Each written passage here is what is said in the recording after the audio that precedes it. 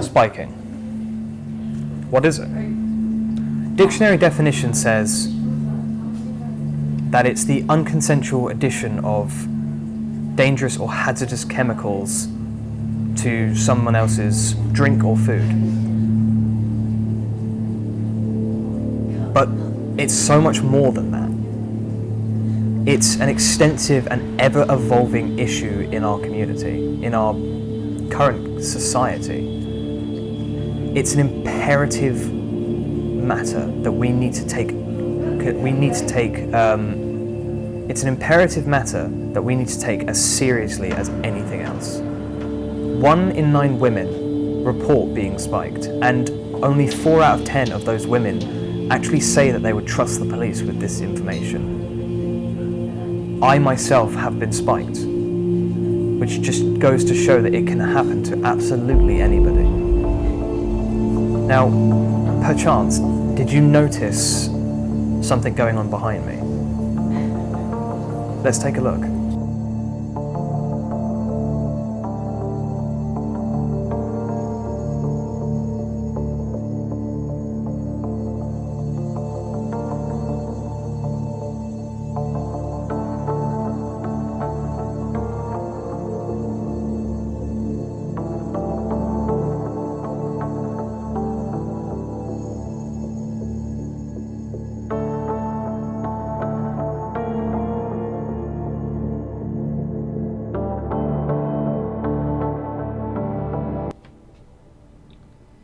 After the recent lockdowns and restrictions that COVID-19 brought, it's no surprise that people have leapt at the opportunity for a night on the town, from partying at a club to a quiet one in the pub.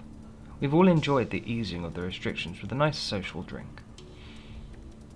However, the world of drink spiking is vast and dangerous and has unfortunately taken a massive rise.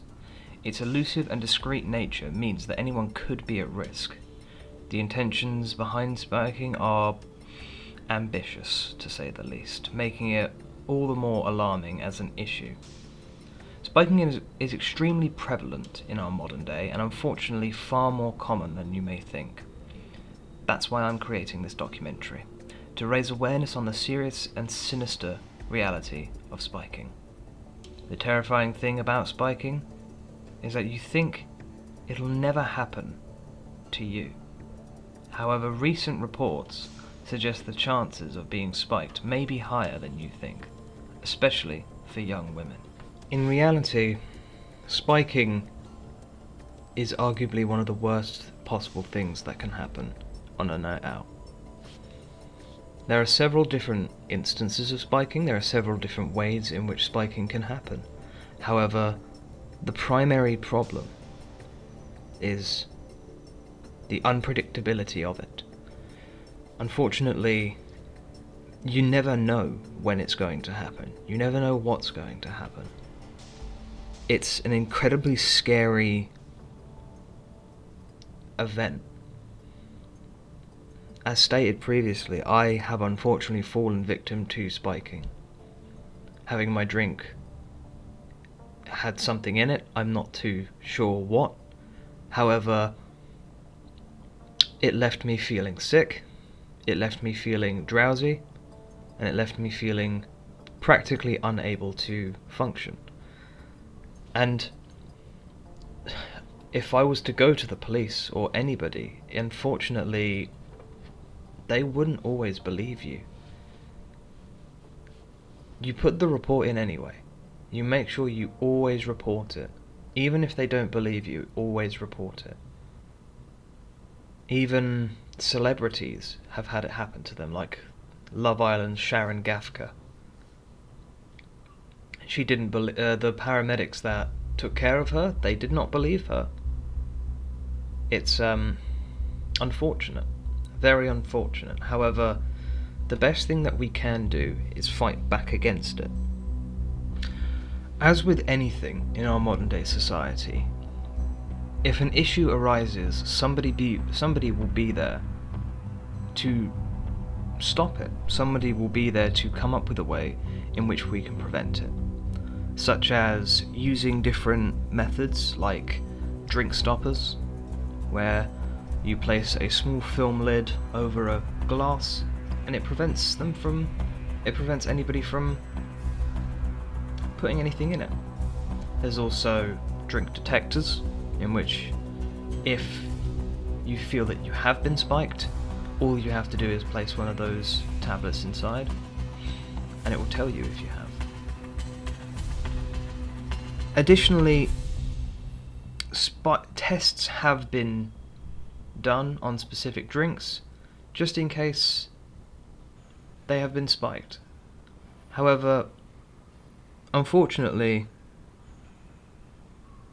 the reality is far worse than we could ever even imagine to do with spiking. Because unfortunately, a safe and carefree night out has been tainted, and now you have to invest your own money into protecting yourself against people and predators who will prey upon you. What if all these preventative measures just aren't enough?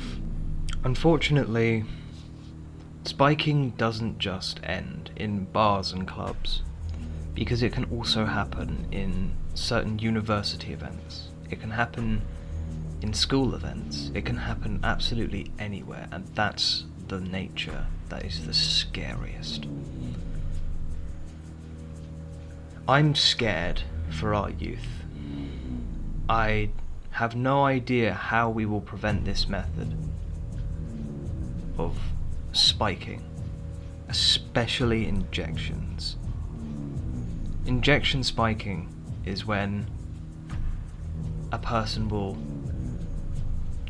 inject you with a dangerous or hazardous chemical that could cause you to pass out, or in certain cases die, or they inject it into your drink so that there's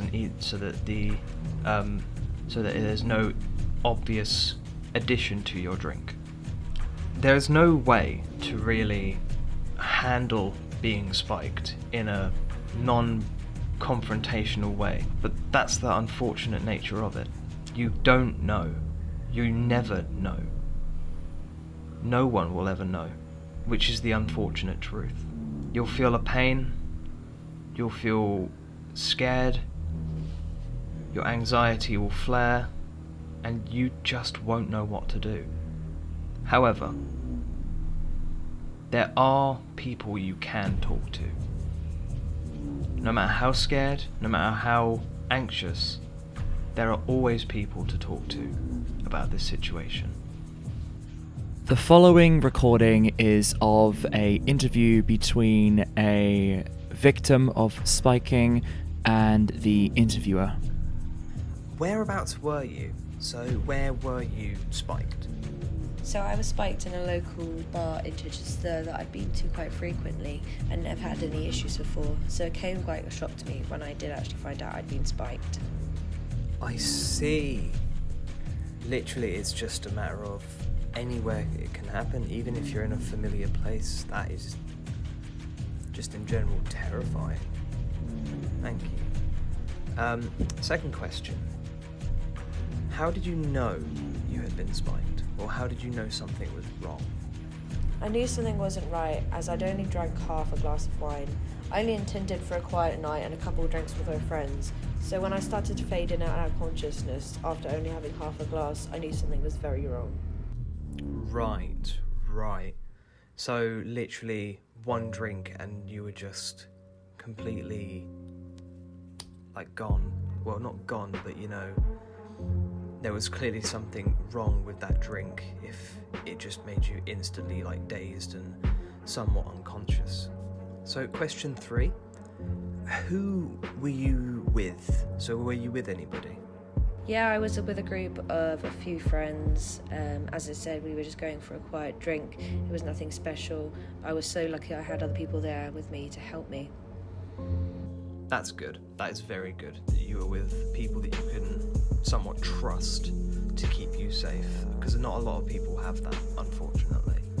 But it's very lucky that you were with people that could make sure that you were okay when they saw that you were sort of going through this state So, how are you feeling now about the whole situation? I'm doing better than I was. It certainly took a knock to my confidence in going out into public spaces. I haven't actually been out clubbing since and don't intend to for a while, but that's just as I'm building my confidence back up again. Yeah, that's completely fair. You can't exactly handle a situation like that very well, especially in a climate like this. It's a very scary time. Yeah, it's completely understandable.